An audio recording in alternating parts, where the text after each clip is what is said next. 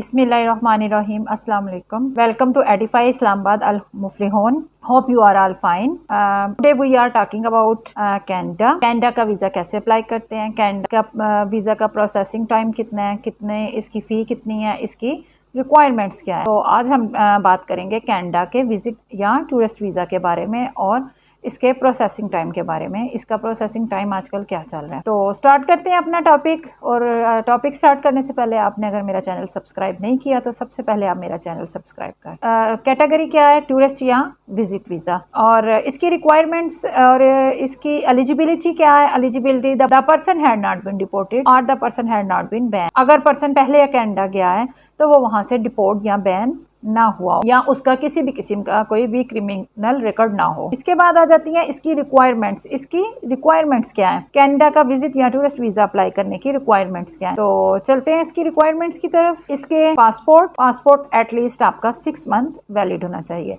CNIC शनाख्ती card आपका होना चाहिए। पिक वाइट बैकग्राउंड वाली आपकी होनी चाहिए। इसके बाद क्या आ जाता है, सिबलिंग डिटेल। सिबलिंग डिटेल में क्या है, सिबलिंग डिटेल क्या है, FRC आपका फैमिली रजिस्ट्रेशन कार्ड। इसमें आपके पेरेंट्स और आपके बहन भाइयों की डिटेल शामिल होती है। इसके बाद आ जाता है स्पाउस की detail, MRC marriage registration certificate. इसमें आपके बच्चे और आपकी वाइफ की डिटेल्स शामिल होंगी साथ। इसके बाद आ जाता है आपका आइटिनरी प्लान क्या है। मैं आपको एक बात बता दूं, आपने टिकट को कंफर्म नहीं करवाना, जस्ट आपने टिकट को बुक करवाना है। कंफर्म करवाने की आपको ज़रूरत नहीं होती।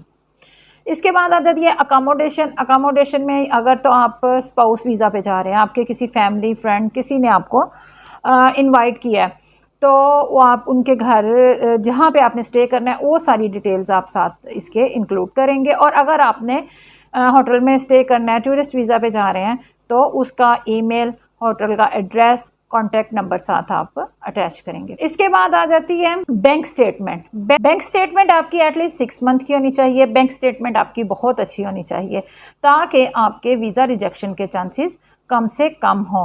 बैंक स्टेटमेंट मैं आपको यही कहूँगी, जितनी अच्छी आपकी बैंक स्टेटमेंट होगी, जितनी अच्छी आपकी ट्रांजैक्शन होगी, जितना अच्छा आपका क्लोजिंग बैलेंस होगा, उतने ही ज़्यादा आपके वीज़ा लगने के चांसेस ज़्यादा होंगे। और अगर बैंक स्टेटमेंट के साथ आप एसेट्स डिटेल, आपके जो आपकी घर है, आपकी गाड़ी है, या आपके नाम कोई प्लाट है, या इस किस्म की जो चीज़ें अगर आप साथ ऐड कर लें तो आपका केस बहुत ज़्यादा स्ट्रांग हो जाते हैं। आपका वीज़ा लगने के चांसेस बहुत ज़्यादा हो जाते हैं। उसमें ये नहीं समझते कि ये वहाँ जाके स्टे कर जाएगा, बल्कि उनको आपने ये प्रूफ ज़रूर देना होता है कि आप वहाँ पे परमानेंट जाके स्टे नहीं करेंगे, आप वापस आ जाएंगे। तो ये थी कनाडा का विजिट वीज़ा अप्लाई करने की रिक्वायरमेंट। इसके बाद हम देखते हैं इसकी फ़ी जो आजकल है वो है $185, जो कि आलमोस्ट पाकिस्तान के 45 के 45,000 रुपये बनते हैं। इसके बाद है ये कैसे, इसका फॉर्म जो है वो ऑनलाइन फिल होता है, बायोमेट्रिक होते हैं, देन आपका वीज़ा जो है वो अप्लाई होता है। ये मल्टीपल एंट्री है, सिंगल एंट्री भी है। इसका जो रिस्पांस है वो आपको आता है 2 मंथ्स के अंदर, लेकिन अब इसका जो प्रोसेसिंग टाइम है वो बहुत ज़्यादा हो गया हुआ है। सबसे पहले बात करते हैं विजिट वीज़ा के बारे में कि विजिट वीज़ा का प्रोसेसिंग टाइम आजकल की डेट में क्या चल रहा है। आज की डेट की बात करें तो इस टाइम विजिट वीज़ा का कनाडा का जो प्रोसेसिंग टाइम है वो 120 डेज से भी अबव हो चुका है, क्योंकि उनके पास बहुत ज़्यादा एप्लीकेशंस हैं। इसका वो रिस्पांस टाइम पहले 2 मंथ्स था, 60 डे हुआ, 70 डे हुआ, 80 डेज हुआ, लेकिन अब जो इसका विजिट वीज़ा का टाइम चल रहा है, रिस्पांस का टाइम वो 120 डेज तक आ गया। इसके बाद हम कैटेगरी की बात करेंगे वर्क वीज़ा 27 वीक्स, बल्कि इससे भी अबव हो रहा है, जिसके रिप्लाईज नहीं आ रहे। बहुत ज़्यादा ये आजकल इशू बना हुआ है, प्रोसेसिंग टाइम इसका बहुत ज़्यादा हो गया है, रिप्लाईज नहीं आ रहे। कुछ वीज़े ऐसे होते हैं वर्क के जो प्रायोरिटी पे होते हैं, उनका 1 और 2 मंथ 10-20 डेज इसमें इसका रिस्पॉन्स आ जाता है। इसके बाद आ जाते हैं हम जनरल कैटेगरी में आते हैं, तो इसका प्रोसेसिंग टाइम जो आजकल चल रहा है वो 21 वीक्स है। स्टूडेंट्स के लिए जो है वो गुड न्यूज़ है।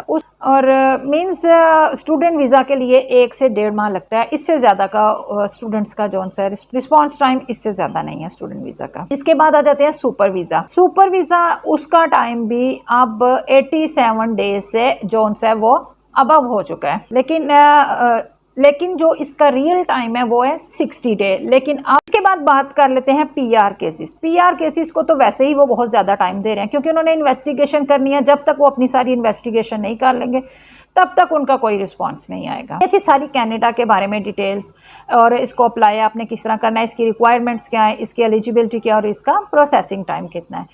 उम्मीद करती हूँ कि आपको मेरी वीडियोज़ अच्छी लगती होंगी। और अगर आप किसी भी कंट्री का वीज़ा अप्लाई करना चाहते हैं, कनाडा, यूके, यूएसए, तो नीचे स्क्रीन पे दिए गए मेरे व्हाट्सएप नंबर पे आप कांटेक्ट कर सकते हैं। Thank you.